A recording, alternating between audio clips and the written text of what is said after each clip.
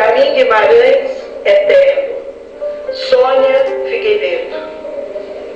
Reluzente como peixe dourado nas águas do Rio Santo, desliza ofegante, passos lentos, o centenário e ainda tão moço, vapor Benjamin Guimarães.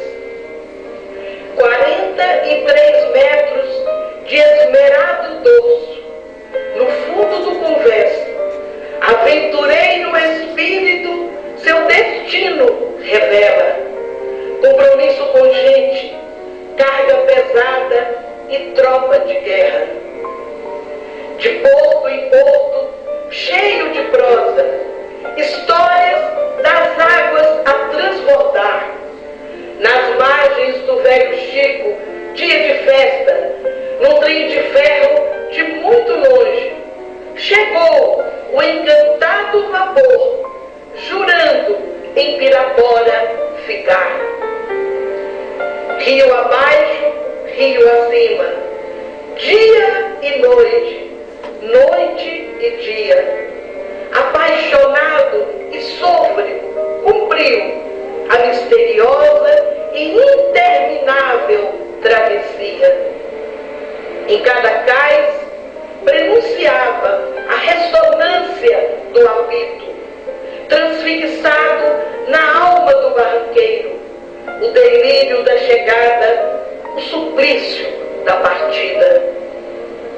Benjamin, resiliente da sua orfandade, bravamente sobreviveu à precariedade da imposta condição solitária. Venceu o assombro das enchentes e as asperezas de um vazio rio, singrando nas corredeiras, entre as pedras, na crueza das noites escuras. Benjamin, guardião de memórias e de segredos, cúmplice de ardilosas fantasias. Benjamin complacente com os sonhos, os desejos e a volúpia dos amantes, preservados na sua própria carne. Benjamin, resignado do seu desamparo, despojado da vaidade de sua grandeza. Benjamin, palco iluminado da magnífica sinfonia.